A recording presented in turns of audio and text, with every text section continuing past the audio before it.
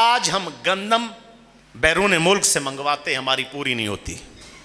ہماری زمین 80% تقریباً ایسی ہے جو زراعت پیدا کرتی ہے، اور 2001 یا 2000 سے پیچھے چلے جائیں، ہم نے ہر سال گندم بیچی ہے، درآمد نہیں کی، برآمد کی ہے.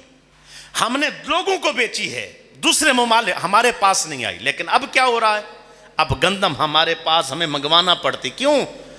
کہ کافر نے پہلے تو پوری دنیا پر کسی کو ایٹمی طاقت نہیں بننے دیا. اسلامی ممالک کی بات کرو. پاکستان مرتے مراتے کسی طرح بن گیا. انہوں نے کہا اب ان کو نچوڑو. اب کیسے نچوڑا؟ اس کا ایک طریقہ کشمیر کو بھارت کو دے دیا. مضبوط ہو جا، پکڑ لے. اب تو صورتحال مزید گمبھیر ہے، پکڑ لے. اس نے کشمیر پکڑا. اب جتنے دریا پاکستان کے آتے ہیں کشمیر سے آتے ہیں. دیکھ ان کی سازش دیکھ کیسے پکڑ رہے ہیں. سارے دریا کشمیر سے آتے ہیں. پھر انہوں نے جو ہے نا یہ سندھ طاس ایک معاہدہ ہے وہ کروایا. ان میں سے کچھ دریا امریکہ اور یورپ نے مل کر نہ انڈیا کو پھر دے دیے. پھر پیسے دے کر کہا جتنے پاکستان میں دریا آتے ہیں نا ان کے اوپر ڈیم بنا دو. دوسرے پیسے پاکستان پہ لگائے اور سیاستدانوں پر لگائے.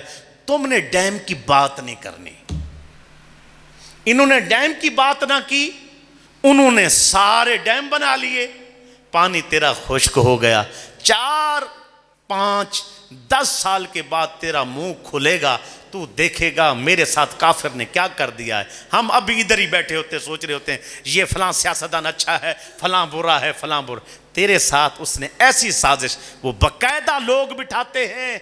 ہم تو دین کی نماز میں مشورہ بھی نہیں کرتے نا. ہم تو اتنے لوگ ہیں نماز کے مشورے میں بھی آ رہی ہیں. ہم تو یہ بھی آ رہی ہیں کہ لوگوں کو دین پر کیسے لایا جائے.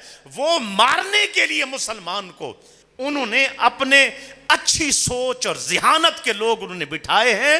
بٹھا کر کہتے ہیں پاکستان کو کیسے مارنا ہے، کویت کے مال پہ کیسے قبضہ کرنا ہے، فلاں کو کیسے کرنا ہے. انہوں نے اسی کام.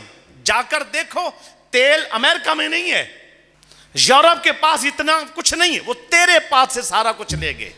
کتنی موت ہے. آپ کوئی برانڈ لے لو، کوئی چیز لے لو، ساری یورپ سے آ رہی ہے. کوئی چیز اٹھاؤ تمہارے پاس ہے ہی نہیں، صلاحیت ہی نہیں. گاڑی لاؤ امریکہ سے، جاپان سے، یورپ سے لاؤ. تم کوئی اسلحہ لاؤ بنانا چاہو سارا یورپ سے لاؤ. کیوں؟ تیرے پاس لوہا نہیں ہے. تیری انڈسٹری کو آگے نہیں جانے دیتے، تیری سٹیل کی ملوں کو آگے نہیں جانے دیتے. تیرے بھاری مشینوں کا جو کام ہے وہ سارا انہوں نے اپنے ہاتھ میں رکھا ہوا ہے. ہمیں سمجھ ہی نہیں ہے.